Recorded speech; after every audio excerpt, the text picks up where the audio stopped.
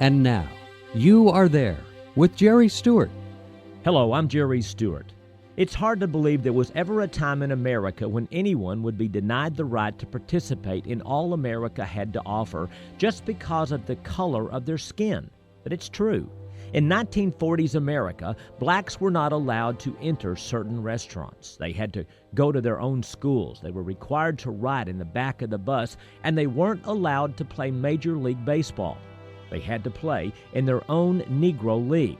Some of our greatest baseball players ever, Willie Mays, Hank Aaron, and others, started their pro careers playing in the Negro League. But just how was the color barrier broken? In a moment, you will know, because you are there.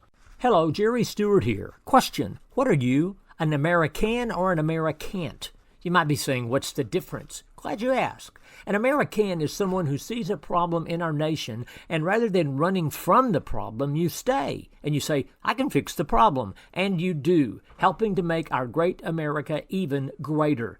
And an Americant? Pretty simple, pretty sad. You say, there's a problem. You don't have a solution. You don't even try to make a solution. And that is being an Americant. And we don't need any more Americans, but more Americans. Do yourself a big favor. Go to our website at www.jerrystewartusa.com and join our American Club by subscribing. And when you do, we'll send you an official American certificate to hang up and show to all that you're an American. So go to www.jerrystewartusa.com and join now. See you there. There was a man, Branch Rickey, the president of the Brooklyn Dodgers, who wanted to bring black players into the major leagues, and he was looking for just the man to do that job. In 1945, Jackie Robinson, at age 26, joined the Kansas City Monarchs in the Negro League, and one of Branch Rickey's scouts thought that he just might be good enough to play Major League Baseball. But when Robinson met with Rickey, their talk was about more than just baseball. They talked about words like risk and danger.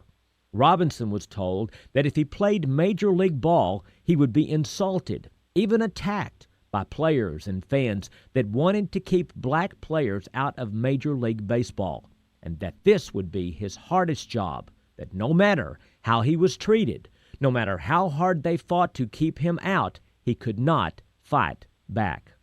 If he even had one outburst, it might set back the integration of baseball for years. Rickey told Robinson that he could only play hard and that he must ignore any abuses thrown at him. He must rely on his character to get him through. On April the 15th, 1947, Jackie Robinson became the first black player in Major League Baseball, and it was as hard, even harder, than he had ever imagined. Fans threw things at him on the field. Players would spit on him. Pitchers threw fastballs at his head. Some of his own players refused to play with him. He even received death threats. A lesser man would have given up, but not Jackie Robinson. His character as a man kept him going. Later, Robinson said he had to fight hard against loneliness, abuse, and the knowledge that any mistake he made would be magnified because he was the only black man out there. And no matter what came his way, he kept his word to Branch Rickey and to himself, and the fans began to love and respect him. In his 10 years in the majors, he led the Los Angeles Dodgers to 6 National League championships and 1 World Series win. In 1949, he was voted the league's most valuable player, and in 1962, he was voted into the National Baseball Hall of Fame. And just what was the key to Jackie Robinson's success? Robinson said it this way: I never cared much about acceptance. What I cared about most was respect. What a story, and what a lesson for all of us to learn about character.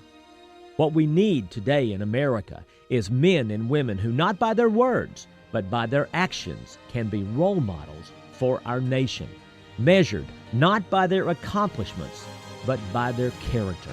And I believe that with God's help, we can do it. I'm Jerry Stewart, and now you know, because you are there.